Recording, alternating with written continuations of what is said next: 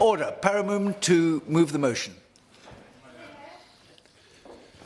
Thank you, Sir Desmond, and it's an honour to serve under your chairmanship for what I hope will be the first of many times. I come to this place as a rugby union fan, an ex-coach and an ex-referee, and I'd also like to declare an interest that my brother is a long-standing director of rugby at London Cornish Rugby Club, and I'm delighted to see the West Country, an excellent servant of English Rugby Union, well represented here today. As a Cornish MP, it's hard for me to adequately express just how important our grassroots rugby clubs are to the fabric of our communities. In my constituency of Camborne, Redruth and Hale, some of these communities suffer from extremes of poverty and deprivation. Life for many is a day-to-day struggle to feed the kids, heat the home and balance challenging working hours. For many, it's a case of muddling through. The one constant is our grassroots rugby clubs, offering children from all backgrounds that life-enhancing schooling in discipline, respect, teamwork, the joy of winning, and how to bounce back from defeat. Importantly, for many children, our clubs offer a vital, controlled outlet for pent-up frustrations from challenging home and school lives. Now, Chair, you may have noted that I have used the word grassroots several times so far, and I do this intentionally, because whilst others may wish to contribute by voicing governance concerns relating to clubs in higher leagues, I'm focusing largely on the concerns that have been expressed to me from dozens of clubs below the first two tiers of the English men's game. And I'm focusing on the men's game because, in my view, the health of the women's game, while still underrepresented in terms of grassroots facilities, has come a huge way over the course of the last 10 years, and credit where credit is due. Those responsible for its development should be commended, although, of course, there is still much work to be done to support the women's game.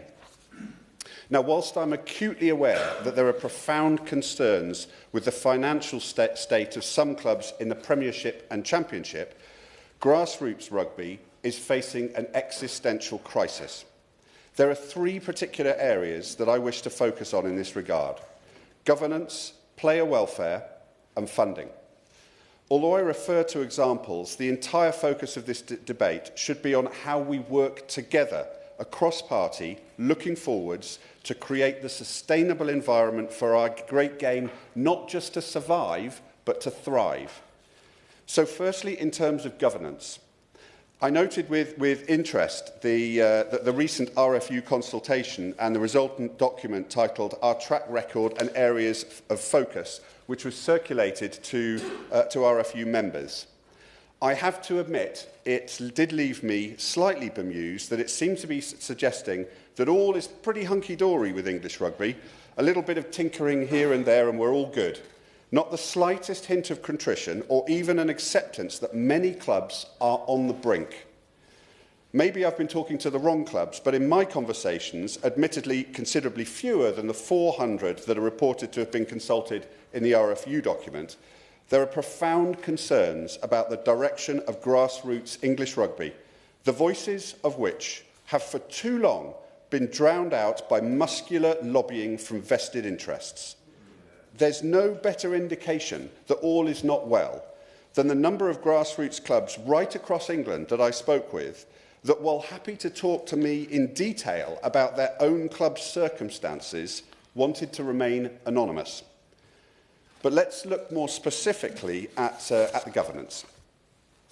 Part of the problem, I believe, is the a total lack of recent grassroots men's coaching or administration experience on some of the key governance bodies. Of the 9 members of the RFU board, only one of them has any experience in the past 5 years of either coaching or administering an adult men's 15 side. On the RFU Council, only a handful of members have recent experience of the adults men's game below the national leagues. This means that the largest single group of clubs is simply not adequately represented on either of these bodies, which are essential to the health and well-being of the game nationally. There is a community game board, although I must admit it's very hard to work out who they are. But I'm very much hoping that they are taken from the current administrators and coaches of clubs beneath the national leagues, and their remit and responsibility should be made much clearer to all stakeholders. So why is this representation so important? Let me give you a couple of graphic examples. 3 seasons ago, a league reorganisation was imposed by someone that did not have a rugby union background. The failure is perhaps best demonstrated by the 12-team Counties 1 Surrey-Sussex League, where 7 teams could go down at the end of the season. If a team was promoted, they could land in one of 4 different leagues, stretching from Aylesbury in Buckinghamshire to Thurrock in Essex to Bournemouth down on the south coast. This is for amateur clubs where players have to balance work and family life. With no clear lines of promotion or relegation, club administrators simply cannot plan ahead, and nor can the amateur players, who are also, as I've mentioned, trying to balance that day job and family commitments. I talked to one club that is already in its 4th league in 4 seasons, having been relegated during that time just once. Now I'd like to turn to player welfare. I'd like to cite the contentious changes to the tackle height law, which it was introduced in July 2023 for the start of the 2023-24 season, just 2 months later. This allowed almost no time for amateur players to adapt from lifelong tackling habits. It should be deeply concerning to us, to all of us that love this game, to learn that no data has ever been made public that acts as a baseline against which to measure success. And perhaps even more worrying still is that data is not being routinely collected from across the grassroots game to provide proof as to whether or not the change is helping in terms of concussions, with only a voluntary submission being rolled out. I will give way. Welfare, but there's a wider issue here when it comes to rugby union in terms of participation. If the rules are constantly changing and the game is different every time you watch it every season, it means why would people come and join this if there's a risk of the rules changing and injury? As a rugby enthusiast, I want to see young people joining into that because of what it gave me. Does he share the same concerns about the wider implications of not understanding what the game you're actually playing?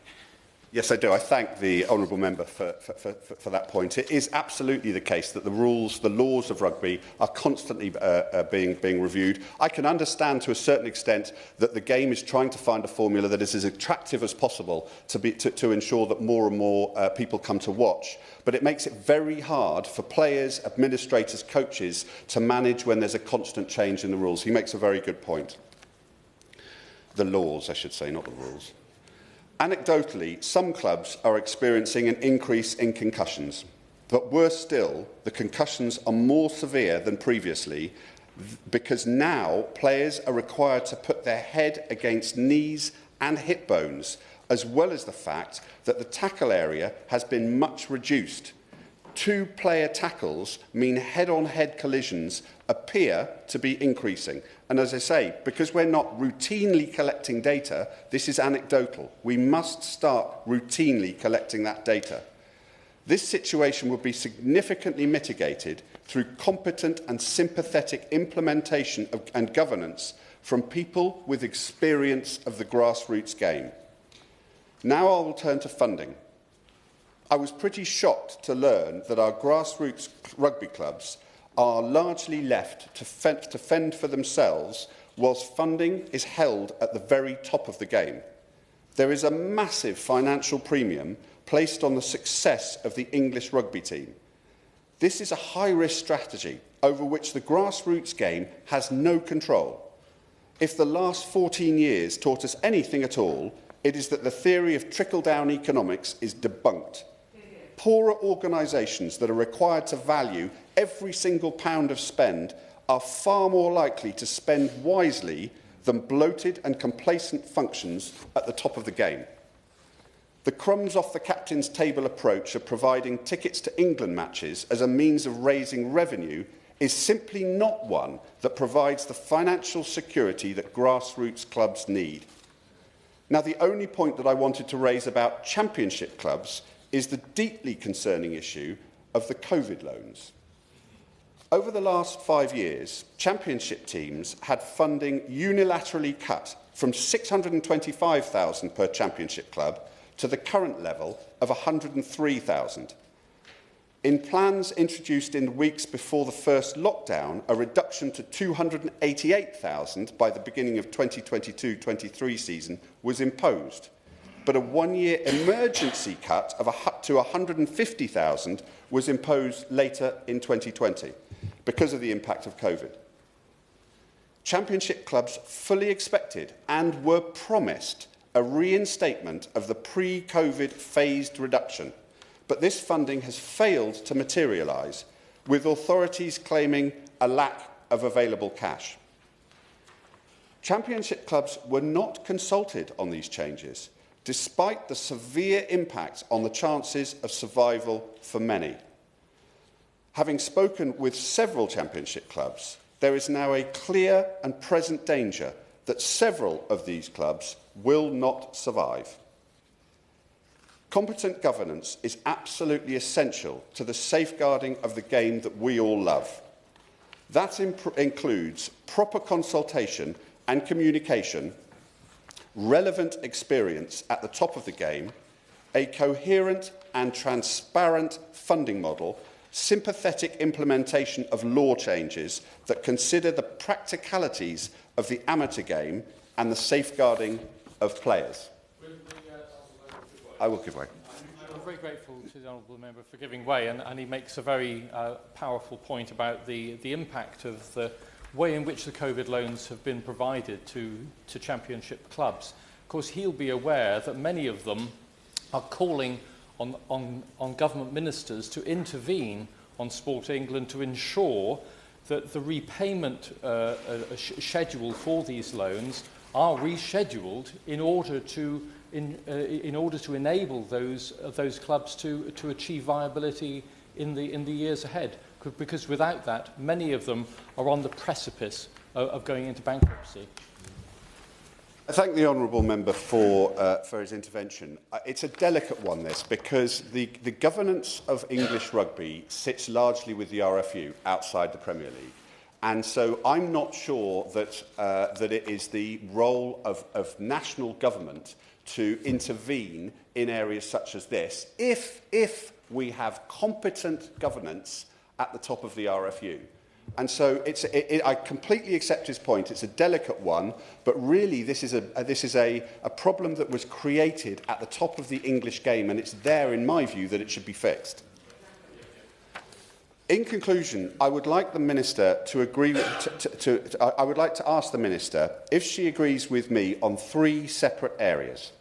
Firstly, that the RFU board should have increased representation from the grassroots game, and changes to that should be made as soon as possible so that it more closely represents its core membership.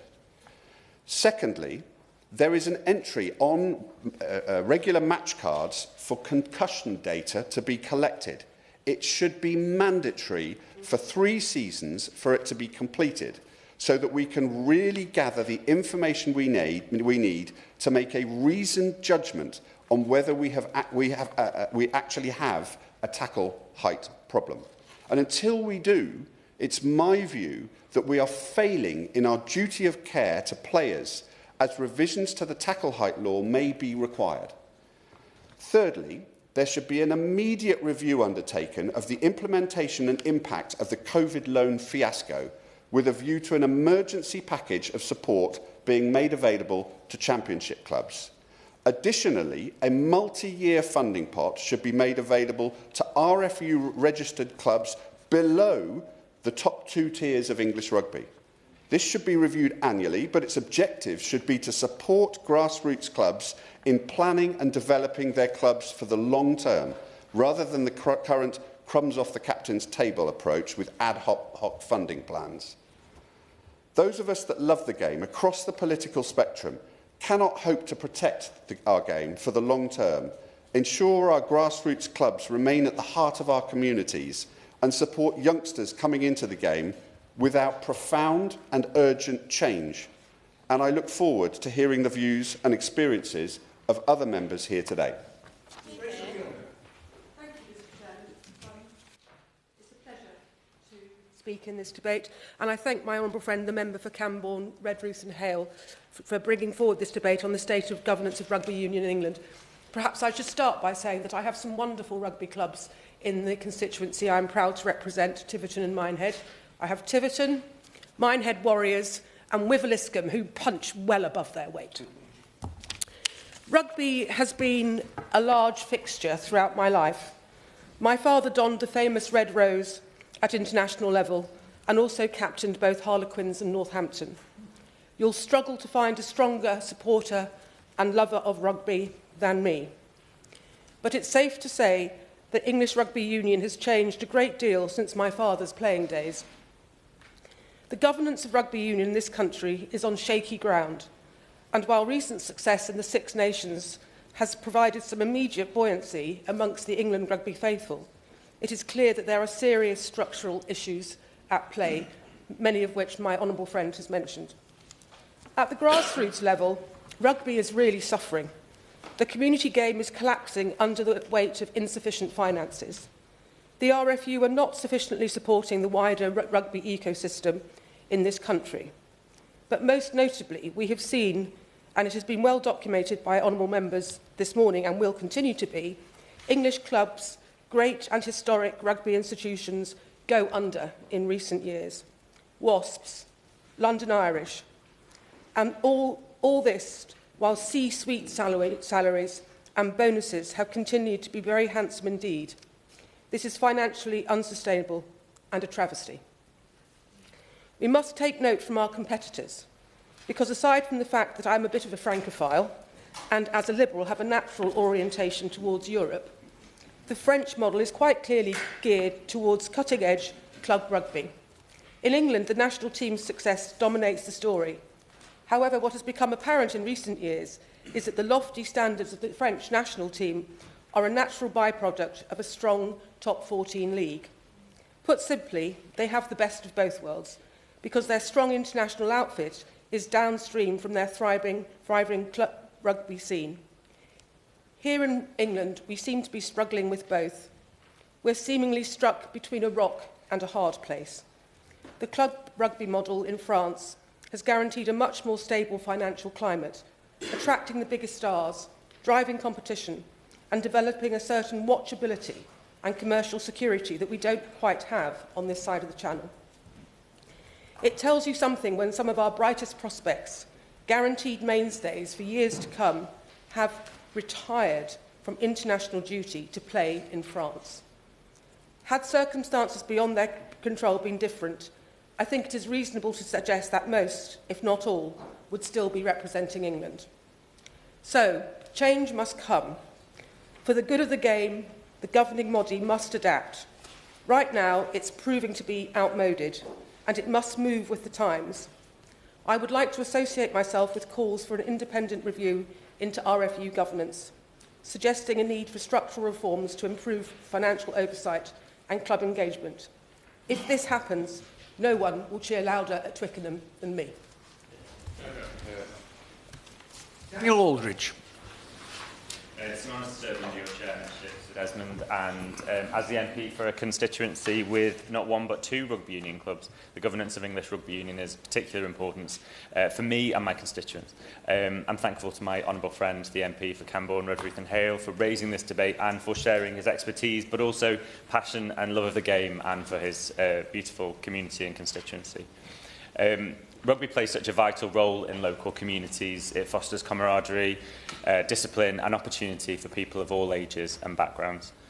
There's nowhere in the country that knows this more than my constituency of Weston-super-Mare, where rugby union is part of the very fabric of our town.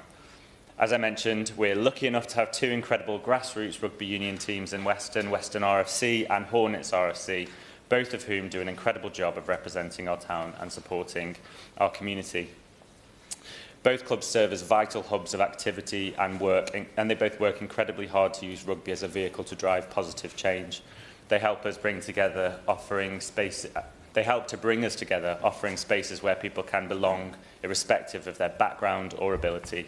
And this is particularly true for the young people in the town, who, thanks to our two clubs, have the chance to engage and excel in sport, learn teamwork and develop resilience. In fact, Western Rugby Club was home to the first minis section in England almost 50 years ago. Both clubs also do a lot of work to raise awareness of mental health issues in the town. In particular, the Hornets work with the phenomenal charity Talk Club. It's an incredible initiative where people across the town come together every week to talk about their mental health in a safe and secure environment. Steve Barnard leads Talk Club in Weston-super-Mare and North Somerset, and I just want to pay tribute to him and his leadership and vision to support men's mental health and knowing where to find the men. Go to where the men are if you want to talk about men's mental health.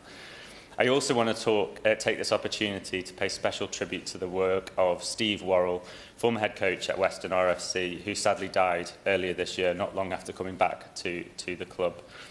And Ben Milson at Hornets RFC, an unsung hero whose contribution to the club has been invaluable. Both men are absolute legends in Weston-super-Mare. But this debate is about how we ensure that clubs like Western, RFC and Hornets can continue to be pillars of the community in the face of mounting challenges. Many English rugby union clubs are facing huge financial problems. Rising operational costs, economic pressures and unsustainable funding models mean many clubs are struggling to survive. There is a pressing need to protect and improve the financial sustainability of our clubs to ensure they don't just survive, but as my as my honourable friend said, but to thrive and grow. And while investment at the elite level is crucial in order to grow the game's wider popularity, we must also be prioritising financial support for grassroots clubs. We must see greater transparency and accountability from the RFU to ensure a fairer distribution of resources. It surely cannot be right that RFU executives receive huge bonuses to the tune of millions, while grassroots clubs like Western and Hornets struggle to get their funds they need to truly thrive and deliver to their potential. Financial support should be targeted to safeguard the future of smaller clubs and the essential work they do for our communities. Initiatives such as the improved revenue sharing mechanisms, enhanced sponsorship opportunities and targeted grassroots funding must be explored. Rugby has always been a game for the many, not just the few. It thrives when we support clubs at every level. The sustainability of grassroots clubs is not just a matter of sport, but of community and national and regional identity. All stakeholders in English Rugby Union must work together to build a future where every club, from grassroots to the top tier, is financially secure and able to flourish for generations to come. If we fail to address these issues, we risk losing not just clubs and the huge benefits they bring to our communities, but the heart and soul of rugby itself. Thank you. George. Thank you, Mr. Chair. It's been a pleasure to serve under your chairmanship, Mr. Desmond. And I congratulate my honourable friend, the member for Campbell and Redruth, for both raising this issue and Hale. Thank you. I live in Hale, you see, so I can't imagine. And it used to be in the St Ives constituency, which is where it should be, really. But I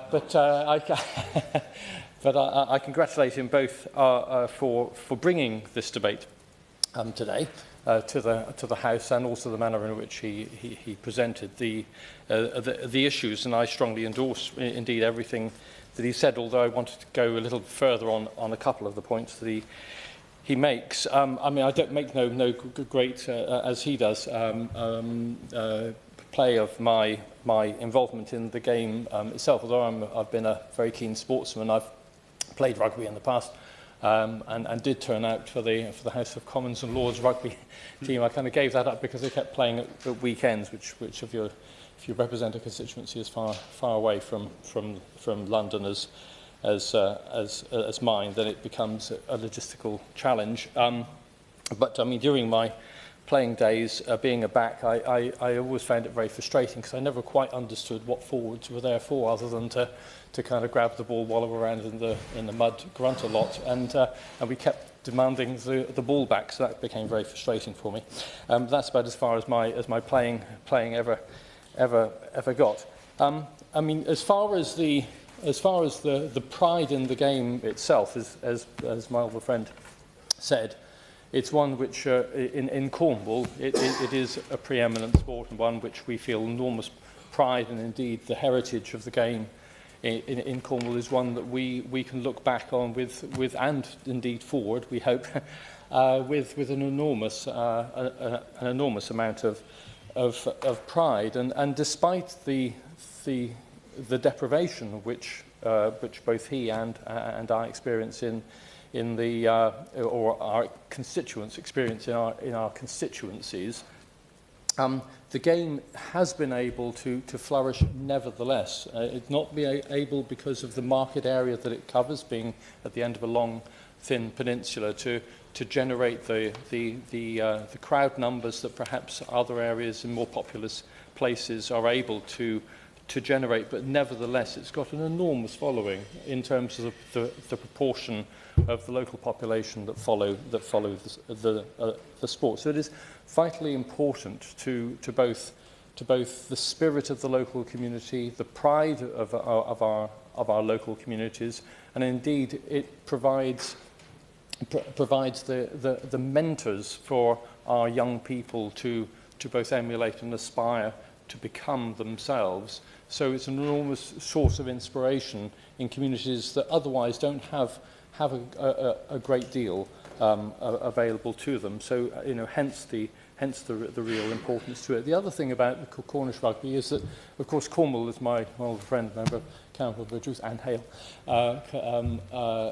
will know very well that we have an uneasy relationship in terms of our if you like, identity in terms of sort of English rugby, and certainly there have been some Cornish players who prefer to play for fellow Celtic nations such as Andy Reid in Scotland and Colin Leahy in Wales and so on, rather than for Wales. That kind of English connection is one which has sometimes been uneasy, but nevertheless that is not an issue in itself, or one that I wish to pursue today. Within the constituency, we're very proud to have excellent local clubs in St Ives, St Just, Helston, and many of our players go to play for Hale, Redruth and Camborne as well. And perhaps preeminent amongst all of the clubs in Cornwall has been what used to be known as Penzance Newlyn, and is now renowned as the Cornish Pirates. And for the last couple of decades, the Cornish Pirates have been a predominant club in Championship rugby, certainly competing for promotion on many occasions in recent years, and certainly in the top half of the table of Championship rugby. And there's set standards which I think we feel enormously proud, and there's been also the nursery ground for many players who have gone on to great things in English and indeed international rugby. So the Cornish Pirates are an important case in point in terms of presenting the kind of solutions to local community issues which actually sports clubs can very often do by providing the inspiration to young people, and something for local people to be both encouraged and to look up to. And it's been one which has had not only strong local backing, but also, I think it's worth mentioning, a benefactor who used to play in his younger days for Penzance Newlyn, Sir Dickie Evans, who's been a benefactor and supporter of the club for many years. He's not able to be to do that now, but certainly for 2 decades has provided enormous support for that club over that time. But I just wanted to bring the debate really back to the risk to a large number of clubs, and the Cornish Pirates being one of them, of the current way in which the the member for Camborne, Redruth and Hale described, and that is the way in which too much of the resource is being siphoned into Premiership rugby, and that the rest, all other tiers of rugby are suffering as a consequence. And it's also the precipitous way in which decisions have been made in recent years, and in respect of the COVID loan, which he did make reference to in his opening remarks, is one which has certainly created an unexpected debt for many clubs, and certainly the Cornish Pirates are not immune from that themselves. And I've written to the Minister on this one, or to the Secretary of State, and the Minister has very kindly responded to me on this issue. And that is that the impact of this this COVID debt is very, very significant indeed, and one which I certainly hope that the Minister will reconsider the approach taken by government, or to intervene with Sport England and actually look at ways in which we can reprofile the loans which are being provided to those clubs. Because certainly in the case of the Cornish Pirates, if that were to fold tomorrow, it has no assets. It doesn't own its own ground. It has no significant assets of its own. Even though it doesn't have many debts, it nevertheless the impact of this COVID loan, and if it falls into significant debt now, then it's one which I fear could have significant consequences. And by reprofiling the loan in that case, for example, there will be a win-win for everybody. Not only would you have a great club continuing, but also that debt would be in time repaid. So I do hope that government ministers will look at this much more closely, will not simply stand aside and keep this thing at arm's length, but actually intervene and help to support clubs like that. Thank you, Sir Desmond. Io Alba. Thank you, Chair. It's a pleasure to serve under you. I also want to thank Perrin Moon for securing this really important debate. His words around the work that he does within rugby as a coach, as a key stakeholder within his community, is to be commended, and how important that is. I myself actually come from a football and a track and field background, but I've always respected rugby. I've always respected the organisation of the clubs, what it does to the community, and how it empowers young people. And like I said, coming from my background, I've always respected that, that community significantly. I'm extremely proud to be here today talking on grassroots rugby. In my community, we have some strong local rugby clubs, such as Westcliff, Southend Rugby Club, and Rochford 100 Rugby Club. Today, I would like to talk about Rochford 100 Rugby Club. I know how much of a positive impact Rochford 100 has across Southend and Rochford. I've had the pleasure of meeting Ray Stevenson, the president of Rochford 100 Club, and Steve Maguire, the chairman of the same club. And I've seen the team in action. I've been down, I've seen them on club days, I've seen how collegiate it is. I've also noticed just how many people in the community come together across various age groups, young, old, male and female, and that's the true representation of what a sporting club does and what it means to a community. Now, I cannot really commend enough the passion and enthusiasm that these guys have shown in how they run the club and what they've conveyed to me in terms of the challenges that they've faced.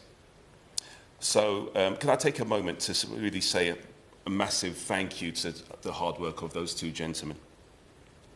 Now, not wanting to remain anonymous, Rochford 100 Club have brought to my attention their deep concerns around the disconnect between the RFU, community clubs and the council. As honourable members here will have seen, the RFU chief executive received a sizable bonus as part of an executive approved LTIP, a long-term incentive plan. This bonus was £353,000 on top of their basic salary of £742,000. However, the RFU also suffered a loss. and have had to make redundancies. So this is not an organisation that is, on the face of it, sort of flush with cash. As clubs like Rochford 100 Club continue to struggle during difficult times, had the clubs and the council had more oversight, there would have been sufficient checks and balances to stop decisions like this coming into effect. This is just one example where the RFU executive has made decisions which do not align or support grassroots rugby clubs like Rochford 100 Rugby Club. I urge the Minister to review the governance structures of the RFU so the RFU is compliant with the statutory bodies which regulates it and better support grassroots rugby clubs. Thank you. Yes. Thank you, Sir Desmond. And if you were to come to Hinckley and to watch the rugby, I'd suggest going to the Union Inn in Hinckley. And when you walk in there, especially given it's Six Nations weekend, there's a quote, lots of rugby quotes along the top of the roof. The first one there that catches my eye is, "The relationship between the Welsh and the English is based on trust and understanding. They don't trust us, and we don't understand them." I'm able to say that because I'm half Welsh and half English, and so it will be interesting for the fight that will ensue this weekend. I should at this point declare an interest. My brother was, until recently, the sports and exercise doctor for Bath Rugby Club and has been there for many years. I should also declare my father was is still a Bath Rugby season ticket holder, and I too am a Bath Rugby fan, which makes it all the more difficult to be representing a team, a constituency in Leicestershire, especially during the pandemic when I was hit with 150 emails from Tigers fans asking for support. Now, the great thing I love about rugby union is able to write back to those constituents and say, I will give you support, providing that Bath are above you in the table when it comes forward. I'm pleased to say at this moment in time, Bath are sitting pretty at the top of the Premiership, above Leicester. Long may that continue. This weekend, on Saturday, I'm actually heading to Hinckley Rugby Club, which is a fantastic community club and a great feeder for some of the great players that we have seen both in Leicester colours and also in England colours. And they've done an incredible job of bringing multi-sport places together. And that's a testament given the travesties we've seen with the pandemic and what it's done to the sport. It becomes more personal and more professional as an MP, given the fact that Wasps was just down the road from me. And as has been mentioned, we lost Wasps, Worcester, London Irish, and the Jersey Reds. The question is, why and what's going on? This storm has been brewing, as has been rightly talked about, for a while now. The combination of how do you grow the game, player welfare, where's the revenue going to come, who's going to buy clubs, why are they buying clubs in the case of Worcester, and what are they going to do with it? But also, what is the future of our game here? So this storm has been brewing. In that light, I asked the government back in December whether they would conduct a review into the governance and finances of rugby. The answer came back that, from the Minister, stated, whilst rugby union has a vital role to play in our national identity, there was no intention to conduct a review into finances or governance of rugby union at this time. Yet, fast forward to this year, the BBC reported on the 9th of January about the grassroots representatives of rugby calling for a petition for the RFU board chief executive to be sacked. And now the petition, according to the article, resulted from concerns about the £1.1 million compensation package for the chief executive, record financial losses for the governing body, job losses, perceived leadership failings to save liquidated clubs such as London Irish, Wasps, Worcester and Jersey Royals, the calamitous rollout of the new rules and tackle height in 2023, money spent on paying contracts to fire England coaches, and a climate of loss of confidence and trust from thousands of volunteers in the Games. Now, the RFU, when this was tabled, initially rejected the calls for a summit meeting because the no confidence petition lacked the required signatures.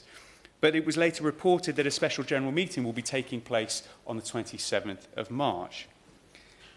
This is in striking balance to a debate that has similarities that I was in only last week, and that's about the football governance side of things.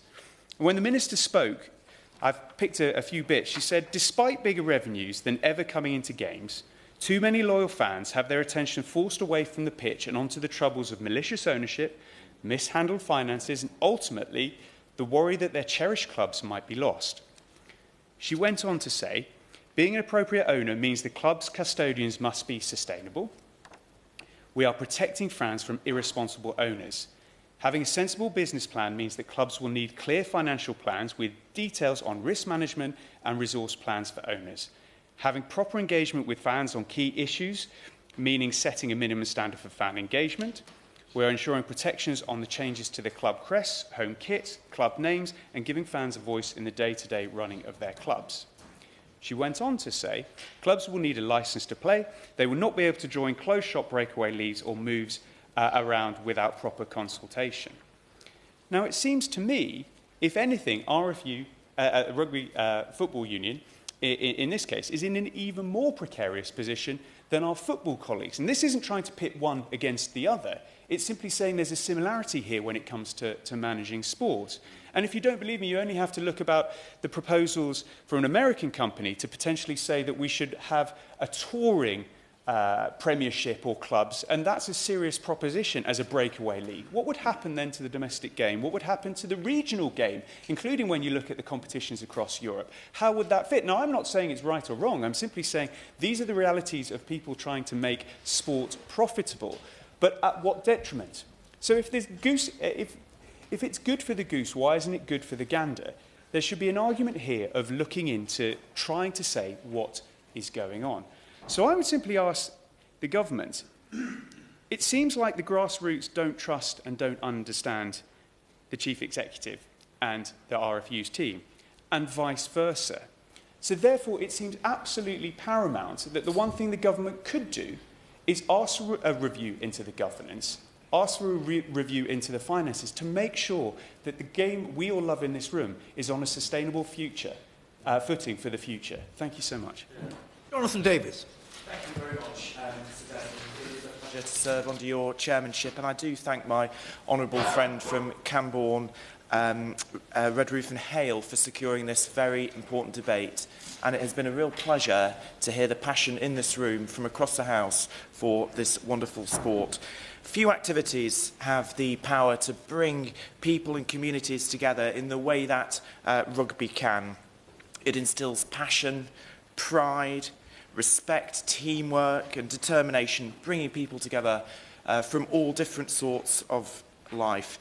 It teaches young people that when they persevere, they can achieve so much more as a team than they can achieve alone.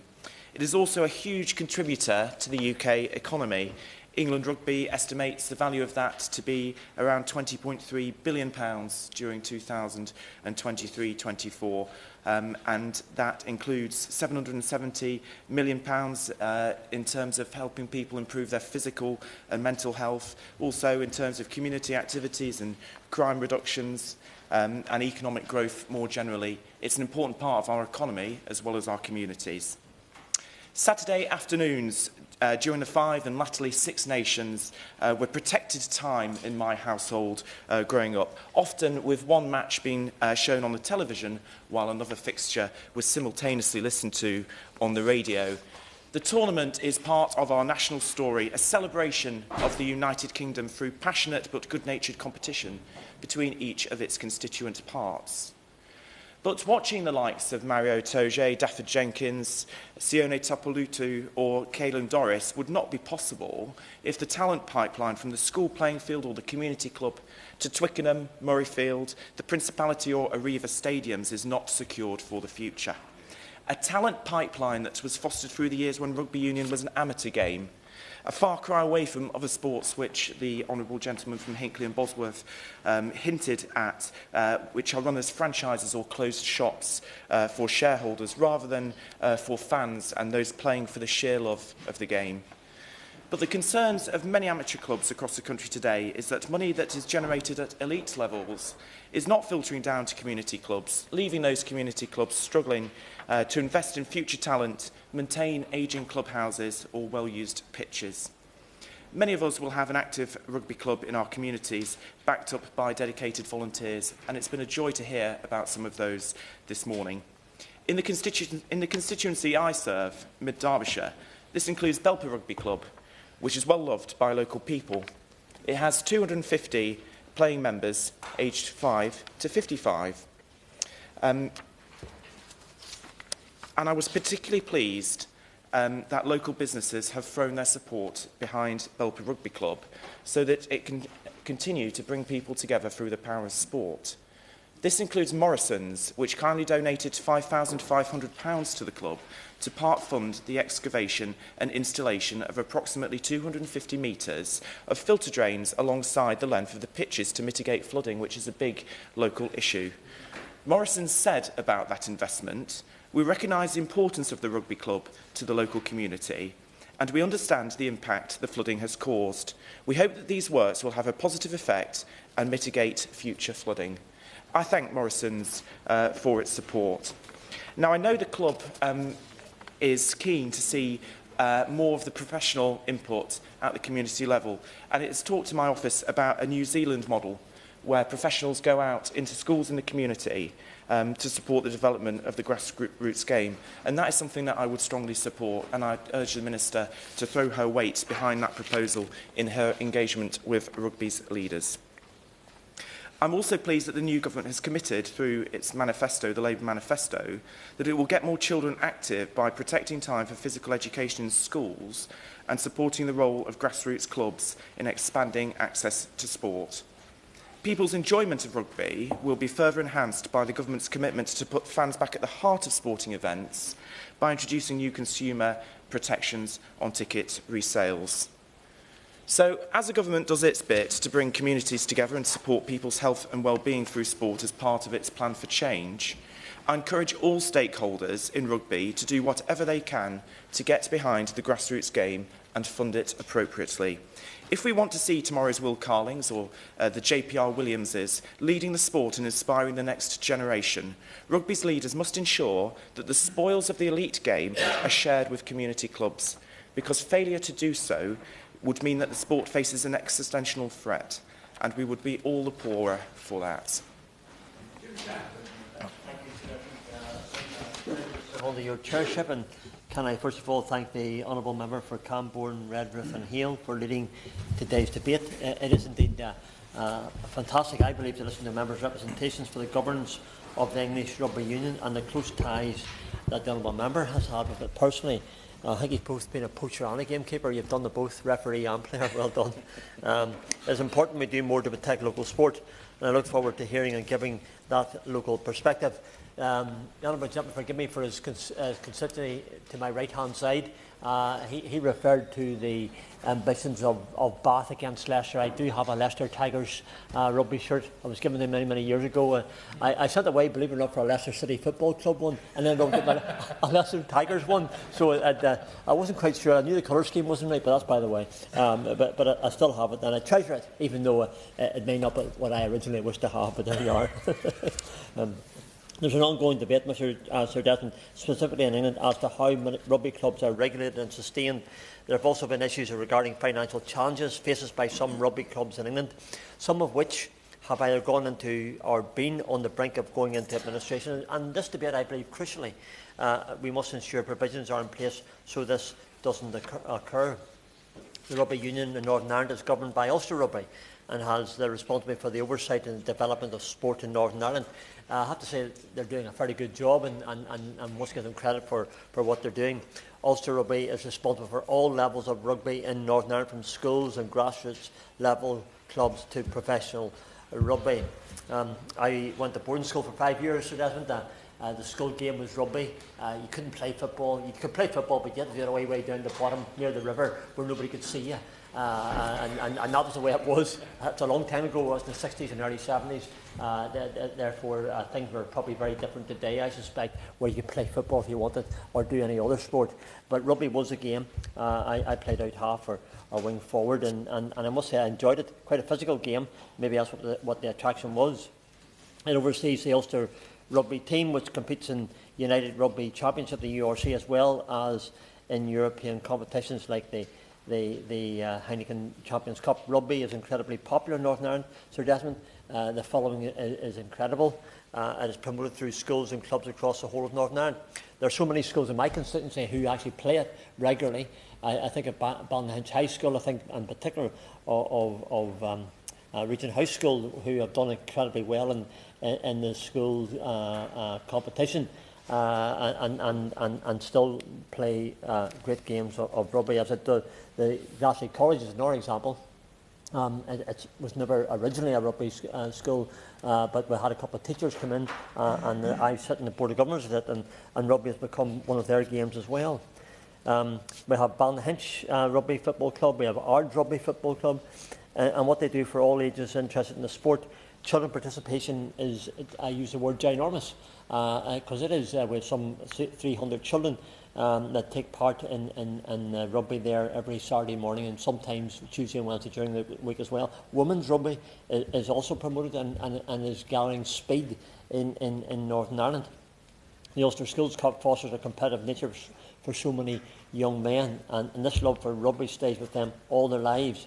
We have many rugby league clubs in Northern Ireland which are enjoyed by people of all ages. Indeed, the Ulster Rugby, women's rugby, is going from strength to strength, which I believe is a wonderful thing, and it does tell us that the sport is reaching out beyond its parameters of many, many years ago. As in all sporting circles, finances are an issue. I know that there are many circumstances regarding financial sustainability that bring about questions, and some clubs that have been in the fore for this. It's clear that to protect the clubs, the players and the supporters, that there must be effective regulation to ensure the future and success of rugby unions across the United Kingdom of Great Britain and Northern Ireland. We must ensure that all rugby unions, that there's an even spread of finances from the top tier of the United Kingdom rugby right down to the local sports teams or the provision of rugby clubs in schools as well, to ensure that we do not witness more well-known clubs going into administration. Better regulation and support must be given. And there is certainly a call for government, as an honourable gentleman who set the scene, and others have said as well, for the DCMS to engage further with counterparts across the United Kingdom of Great Britain and Northern Ireland. I asked the Minister, I always ask these questions, but I ask them with a reason, because I believe it's important we do so. We have a tradition of great rugby in Northern Ireland. We want to continue that. It's something but what this debate today has opened up some of the challenges to rugby and some of the things that need to be done. So I could ask the Minister, would it be her intention to engage with Gordon Lyons, who's the Minister responsible for it at the Northern Ireland Assembly, to ensure that what's discussed today and what comes out of today's debate can be things that we can discuss and relate to each other, so we can go forward together. I'm very happy to, yeah. I'm very grateful to the member for Strangford, who's always making a fantastic speech, and he's always a champion for the union. Rugby union is also suffering in the likes of Wales and Scotland. Does he have a view of whether or not there should be actually a group sit-down discussion? Because they're all devolved, but it's really important to make sure the sustainability across all these four nations is there in abundance for the future generations. I thank the Honourable Member for that intervention. He's absolutely right to say that. Look, rugby's loved everywhere across in Scotland, Wales, and Northern Ireland and England. Just unfortunate and Friday past, or Saturday past, that we didn't do better against the French, and a bad game. But there were better games to come. And we look forward to doing that. But the other member is right. We need to engage together. We need to work together, and we need to share those experiences. So, Minister, in conclusion, just ask again that the engagement with the Minister in Northern Ireland would be taken forward as one of the proposals and one of the recommendations and one of the final facts in relation to this debate, so that we can all learn together. The one thing that brings us all together, we love the game, and if we love the game, then we want to make it better for everyone. Thank you. Thank you, sir. It's a pleasure to serve under your chairship, and I would like to thank the honourable member for Camborne, Redruth and Hale for securing this very important debate. He speaks with great passion and knowledge, and I commend his recommendations that he's made. As a gladiatorial spectacle, nothing can beat rugby. From the high-scoring ping-pong side-to-side and end-to-end champagne rugby played in the sunshine, to the grind-out, no-tries, mudfest competition for the purists only. The genius playmaker able to see and exploit a gap for an individual game-changing try, the 16 phases of pick-and-go forwards, grinding out the inches, or doing the hard yards, as I would describe it, the last-minute drop goal that wins or loses it. It is a game of wonder and joy. It is a sport built on discipline, respect and unity, which defines the game at every level, from local grassroots clubs to the highest of international competitions. And while I would love to spend some time lauding my own playing abilities, I'm afraid there is sadly too much evidence to the contrary. But as a lifelong fan, I watch as many matches as my newfound schedule allows, and every weekend I take my son to play in one of our brilliant clubs in West Dorset. Because it's not just a game, it's a community, enjoyed by thousands up and down the country every weekend. This sport, which according to legend, was born in 1823 when William Webb Ellis picked up the ball at rugby school, is one of Britain's finest exports, and is important to so many, not just in the UK, but around the world. In the English Premiership, we have one of the best and most competitive leagues in the world. And if the chair will allow me a moment of self-indulgence, it is great to see my club of Bath back at the top of the league where it belongs. And if you will allow me a further moment of indulgence to annoy my political researcher, it's great to see Northampton so far down the league. This year, we're proud to host the Women's Rugby World Cup, which will be a fantastic celebration of sport and an opportunity to see the Red Roses hopefully triumph. The growth of the women's game is an extraordinary success story, with record-breaking attendance and a surge of participation. The Red Roses' domination on the international stage with their groundbreaking winning streak has inspired a new generation of players and showcased the strength of women's rugby. The Liberal Democrats welcome the Impact 25 fund from the government of £28 million of investment to support England hosting the 2025 Rugby World Cup, including the £14 million of legacy funding, which is needed to grow the women's grassroots game. However, while there's much to celebrate on the pitch, English rugby also faces a governance crisis off it. The financial state of the game is deeply troubling. Since rugby in England turned professional in 1995, the business model has remained unsustainable. Many Premiership clubs operate at a loss, dependent on wealthy owners who can withdraw their funding at any moment, leaving clubs in financial ruin. In 2023, we saw the historic and legendary clubs of Wasps and London Irish collapse, and Worcester. The consequences have been devastating. Players and staff lost their livelihoods and fans lost their beloved teams. The DCMS Select Committee at the time called this a stain on the reputation of the RFU. Despite these failings, successive governments have taken a hands-off approach, hiding behind the excuse that the RFU is an arm's-length body and allowing financial mismanagement to continue unchecked. The RFU receives significant amounts of public funding. Since 2020, the DCMS have provided loans through the Sports Survival Package amounting to over £123 million for Premiership and Championship clubs, with little oversight of how this money is being used. Worcester Rugby received the largest loan, borrowing £15.7 million, but their administrators paid just the administrators repaid just £9.8 million. Worcester's administrators returned just £300,000 of their £14.1 million loan, and London Irish is yet to repay any of the £11.8 that it received. Across the English game, we know that around a staggering £30 million of these loans remain uncovered, with a further £11 million in unpaid interest. The RFU itself posted a record operating loss of over £40 million last year and made over 40 staff redundant, while, as has already been mentioned, its executives awarded itself £1.3 million in bonuses.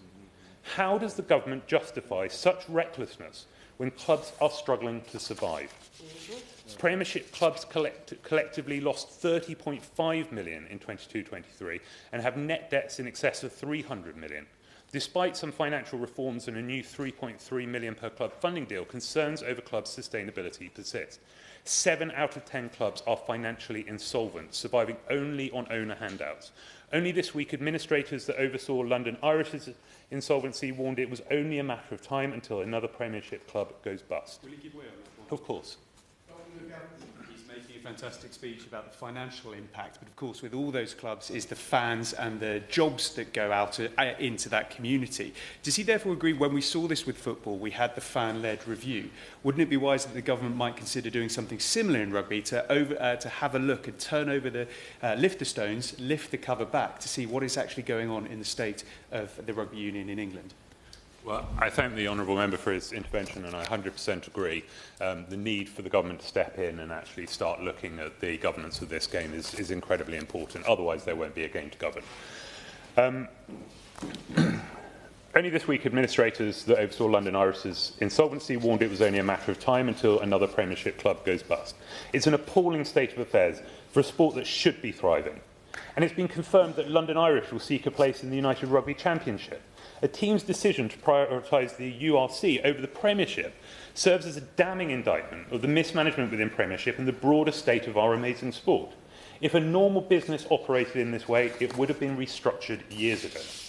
I've received responses from the government stating that governance of rugby union is a matter for the RFU, referring to them and Sports England as their arm's-length bodies.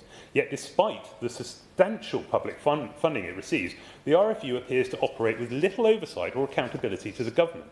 If it was a private business in receipt of this much taxpayers' money, there would be demands for a public inquiry. We have also seen injustices in the league system, as outlined. The Championship club contains strong clubs, such as Ealing Trailfinders, who have proved their quality by excelling in the Premiership Cup. Yet, due to outdated capacity rules, they are denied promotion, while some Premiership clubs fail to sell out their stadiums week after week. The entire system must be reformed to reward financial prudence and on-field performance rather than the entrenched and unfair status quo.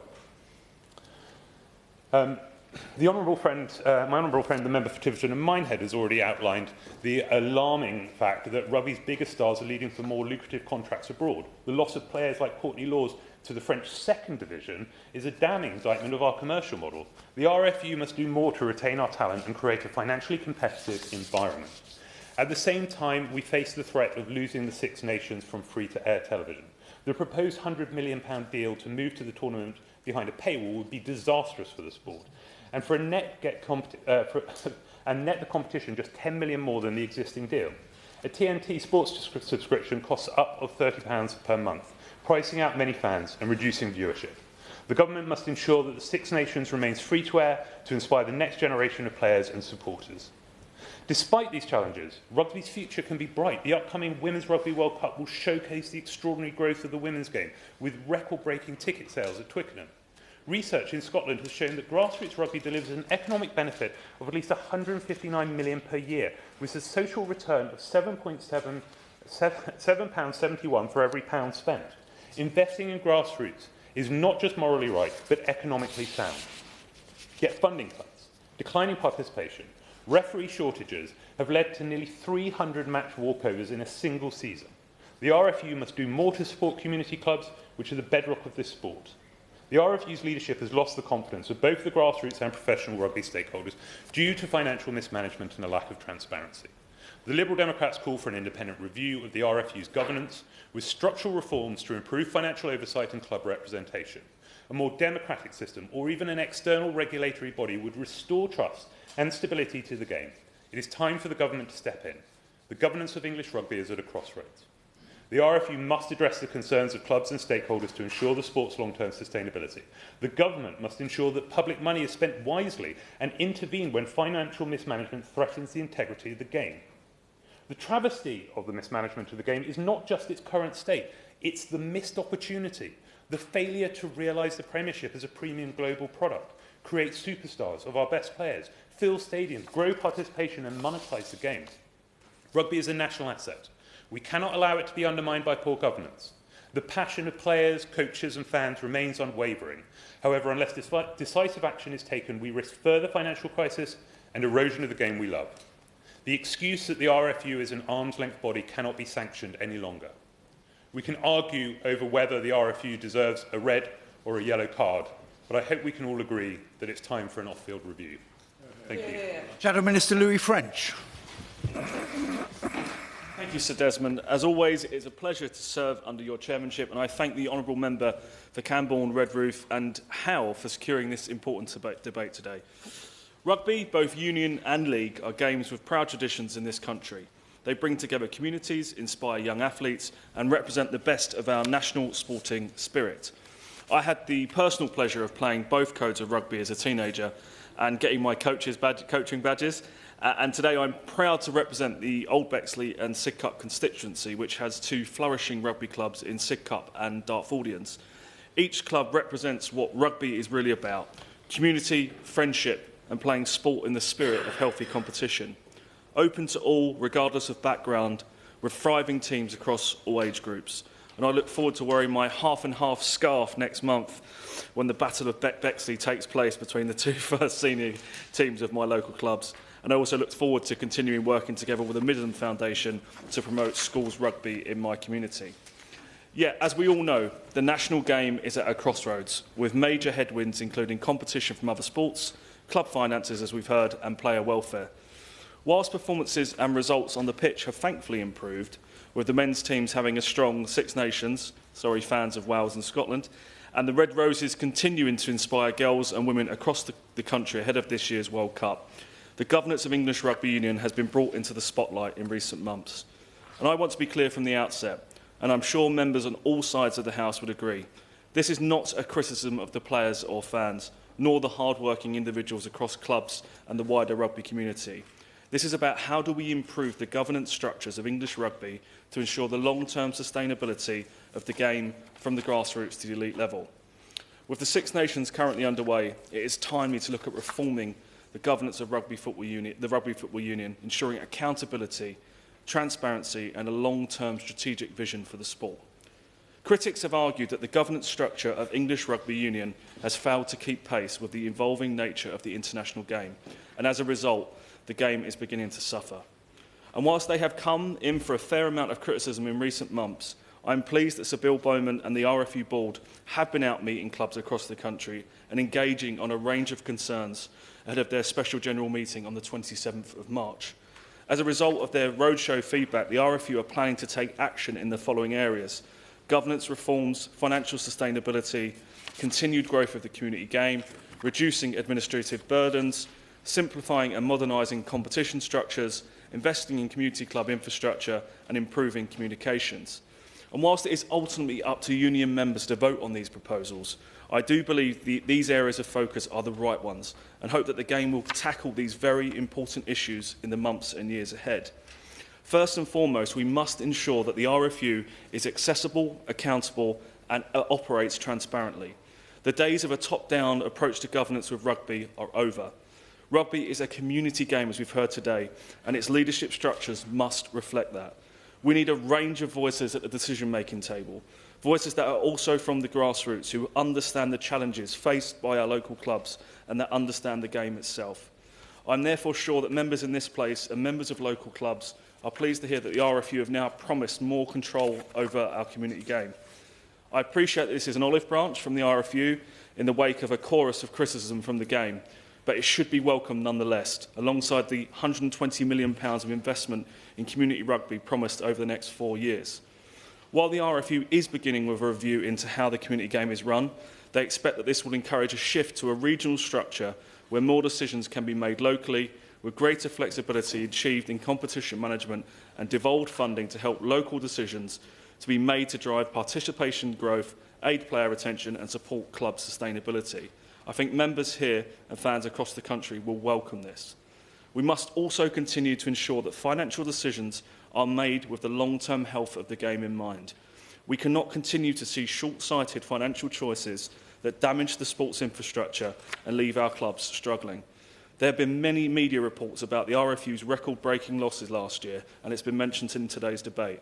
But what has not been reported on is the 4-year financial cycle in which the RFU operates.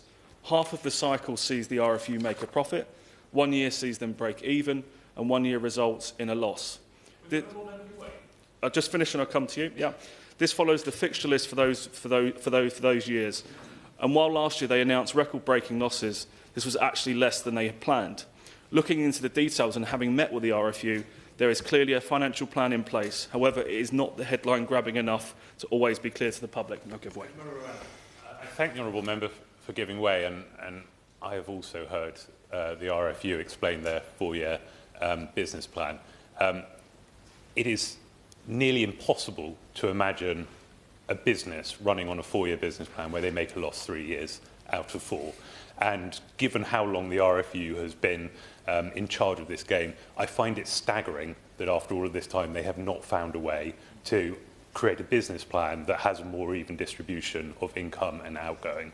And actually, if the RFU is ever going to get onto a sustainable footing and be able to provide cash to the game, it actually needs to find a way to be profitable in every single year.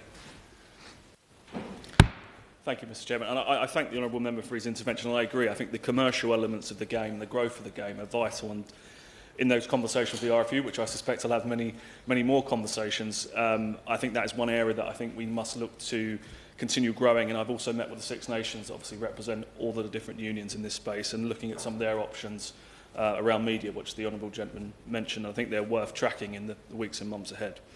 So returning to my speech, Mr Chairman, financial stability at the grassroots is just as important as financial success at the top of the game. And let us be in no doubt, many clubs that were only just recovering from the pandemic are now facing significant headwinds from Labour's budget, whether that be high utility bills or staffing costs. And I would urge the government again not to lose sight of what this means for communities across the country when clubs are put at risk of closure. The way in which the RFU operates allows it to invest in the grassroots of the game. This includes funding the school rugby managers who are tasked with making contact with local clubs to ensure that there is a relationship between the schools they look after and the local rugby club. This is an important way of ensuring that the pathways from that first game of rugby in a PE lesson can lead any child to a future at the elite level if their talent allows.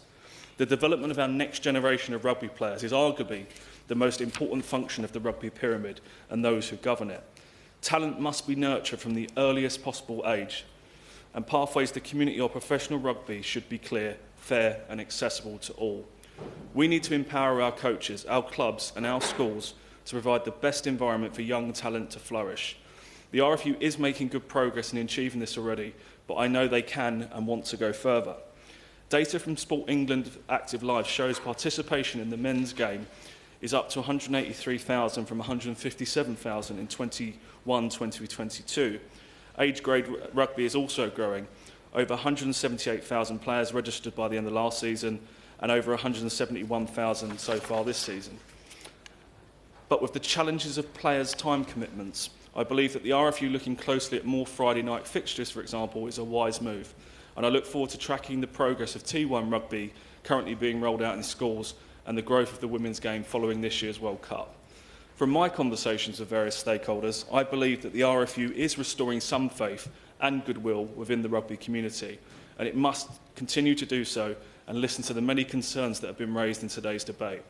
If the RFU can get this right, if they can create a governance structure that is more transparent, more accountable and more inclusive, then the future of rugby in England will be brighter than ever. But they must do it collaboratively and in conjunction with all the sports stakeholders. Rugby is a sport of passion and we cannot afford to lose that. And including my comments today, Mr Chairman, I would like to push the Minister on some areas of the sport and government policies towards it. The financial insecurity of many clubs and the collapse of some in recent years to the detriment of local communities and fans raises an important question for the government. Why are they planning to regulate football and making a lot of noise about it, but not rugby? Now, to be clear, I'm not today advocating that they should. My personal view is that rugby has enough challenges to deal with, and like most things in life, more government intervention is not the answer. But there is an inconsistency in the government's approach to sport that I hope the Minister will address today. Linked to this, can the Minister please tell us what the government is doing to help ensure the financial sustainability of rugby clubs and encourage and develop the governance and accountability of taxpayers' money that's being used, has been raised already.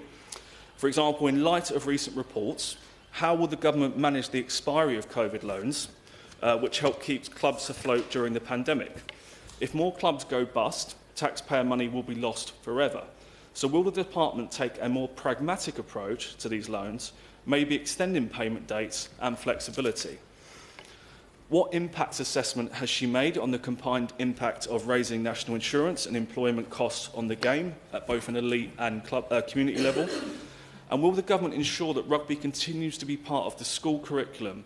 And what assessment has she made on the participation in rugby due to Labour's school tax, given the prevalence of public schools and the links with rugby union?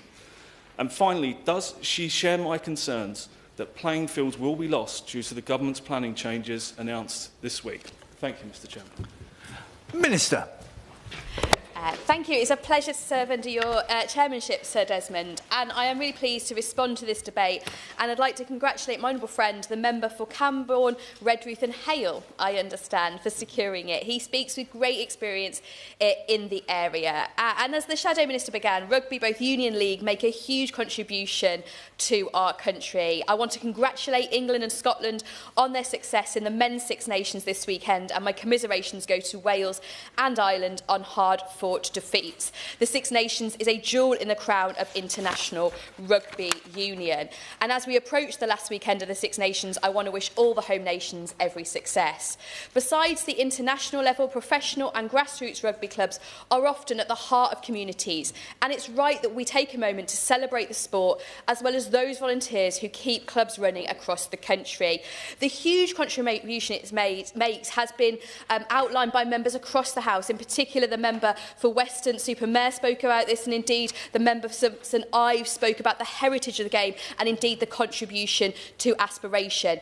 In my speech today, I will discuss some of the concerns that have been raised around the governance of rugby union, and in particular in the context of grassroots rugby, which is how the honourable member framed his debate.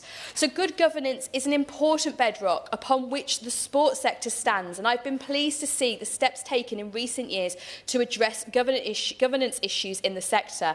Governance is vital to ensuring transparency, accountability and fairness in the sport and physical activity sector.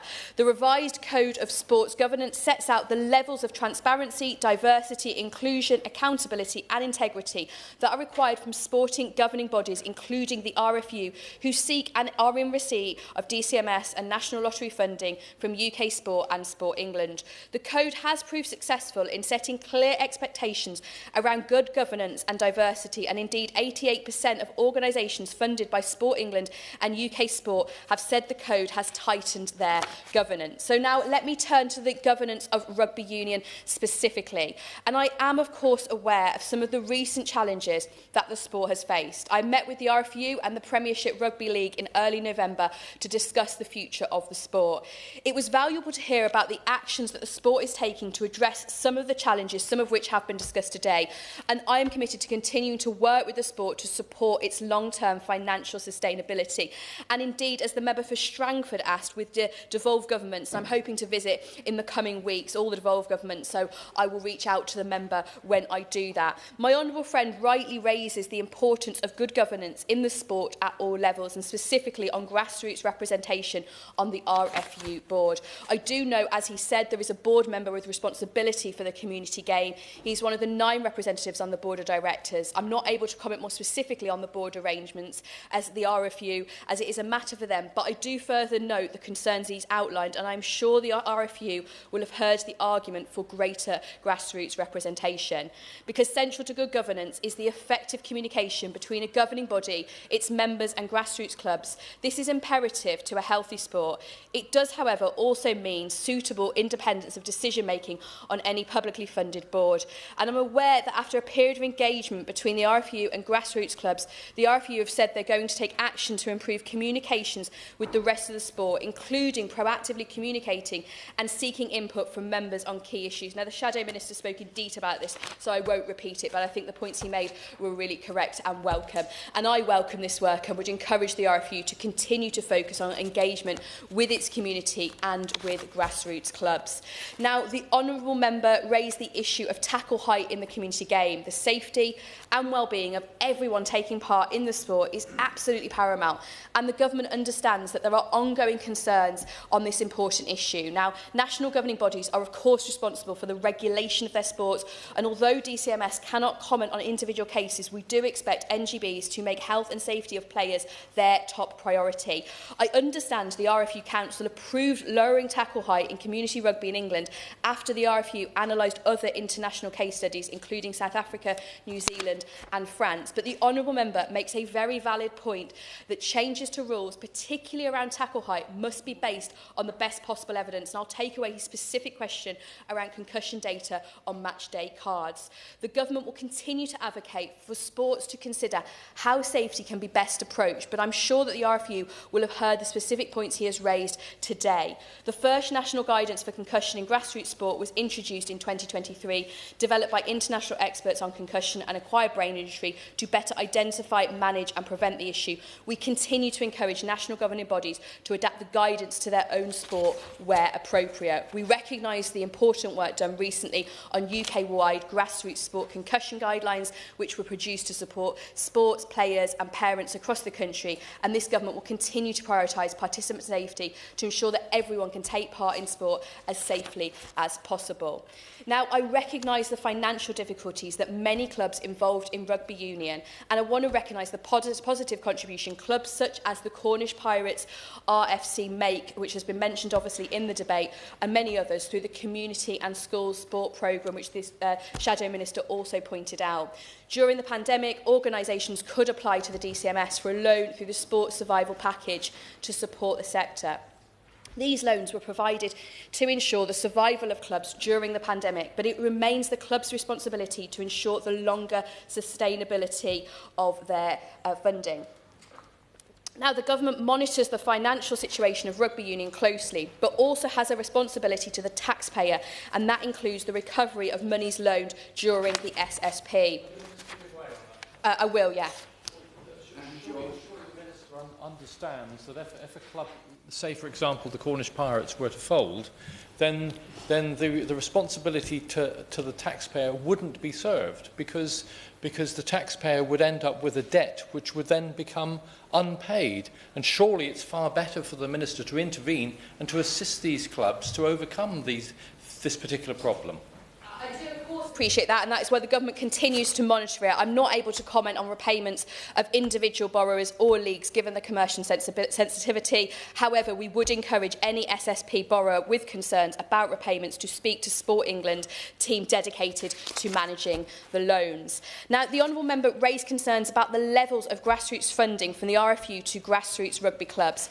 I appreciate that some rugby union clubs and many members and fans feel as though the level of grassroots funding are not sufficient enough. The government recognises the importance and value that a financially sustainable rugby pyramid offers to players, fans and the wider sporting community. Following the collapse of several Premiership clubs in 2022 and 23, the previous government appointed 2 independent advisers to produce a plan to help stabilise rugby union. Following the 2 independent advisers being appointed, they worked with the RFU, Premiership and Championship on the Men's Professional Game Partnership, and we welcome the progress made on a funding framework for the future of the sport. I will, yeah.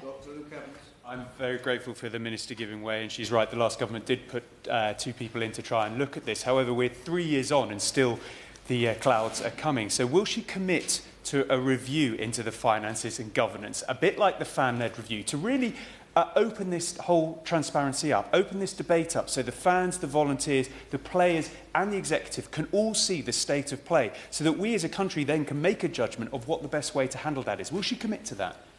I appreciate the Honourable Member speaks with great experience and interest in this subject, and I noted it during his speech. He quoted extensively from my speech in this place on the Football Governance Bill. I've perhaps gently remind him that we've been in many a debate together where he's been, so we say, less than enthusiastic about that piece of legislation. So if he's now in favour of a similar thing for rugby, I suggest, he does say from a sedentary position, I suggest he speaks to his leader, who's obviously U-turned on football governance. As I said in my answer to the written question, my department does not intend to conduct a review at this time, but we do keep everything under review, and so I'll now make some progress.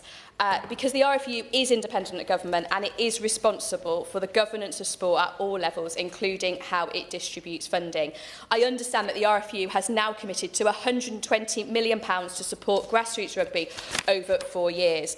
On the issue, it's worth noting that the RFU have said they are exploring being able to offer sizable loans to clubs for critical projects, including infrastructure, to support the financial sustainability of grassroots clubs for the long term. Supporting grassroots sport, including local rugby clubs, is a key priority for this government, and that is why we are investing in grassroots sport. The DCMS provides the majority of funding for grassroots sport through our arm's-length body Sport England, which annually invests over £250 million of national lottery and government money to support people to get active. Sport England has awarded the RFU, the governing body for rugby in England, £13 million for the period of 22-27 as one of Sport England's long-term system partners to invest in community rugby initiatives that will benefit everyone. We We continue to work with the RFU representatives of Premiership clubs and Championship clubs and the wider sports sector to support the ongoing sustainability of the elite and community level rugby union. This support for grassroots rugby union as well as other grassroots sport is vital to helping people get active. Sport and physical activity are central to delivering the government's health mission, and that's why we are committed to ensuring that everyone, no matter their age, background or ability, should have access to and benefit from quality sport and physical activity opportunities. In addition to men's rugby, we should also celebrate the growth of women's rugby union over recent years, and the Honourable Member acknowledged how far the women's game has come. I'm delighted that England will be hosting the 10th edition of the Women's Rugby World Cup this year between August and September. The tournament provides a significant opportunity to showcase women's rugby, provide a world stage for female athletes and drive the visibility of the women's game. I met with the CEO of Women's Rugby World Cup in January to understand the long-term impact of hosting this exciting event. The record-breaking ticket sales, which already topped 220,000, double those sold at the previous tournament, highlight the massive appetite for women's sporting events in this country. The Tournament Impacts 25 programme has already had a transformational impact in cementing rugby as a game for all, with funding being allocated to 850 clubs across the country. So in closing this debate, we have really had a fantastic opportunity to highlight the contribution rugby makes across our country. There have been some real questions and concerns raised, but I hope through collaboration and rebuilding faith that the RFU will listen and move forward, and I thank all members for taking part.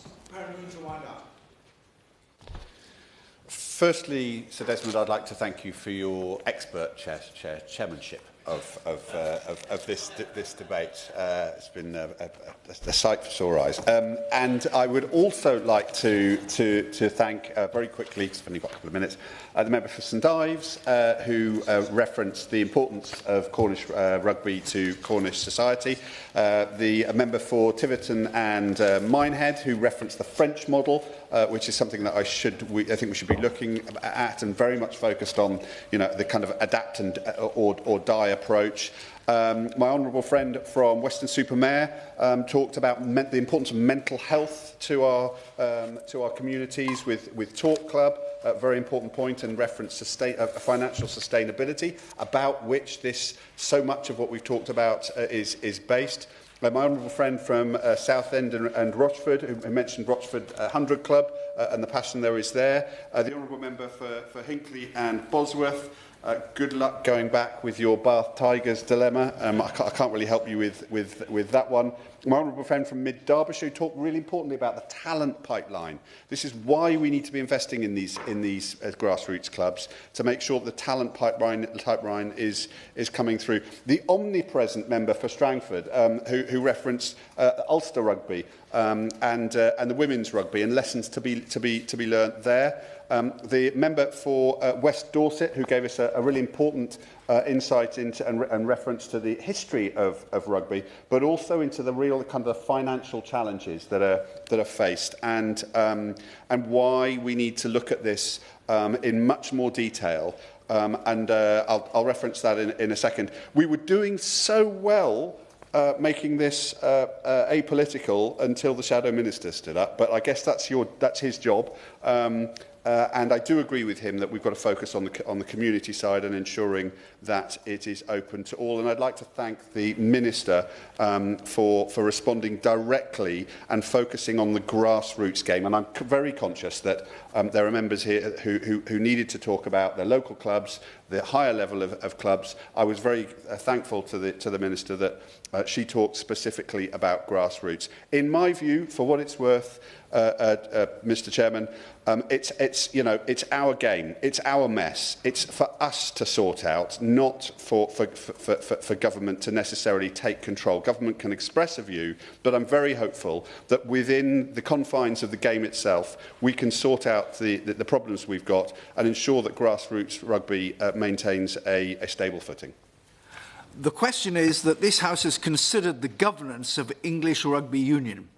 As many are of that opinion will say aye. Of the contrary, no. I think the ayes have it. The ayes have it. Order, order.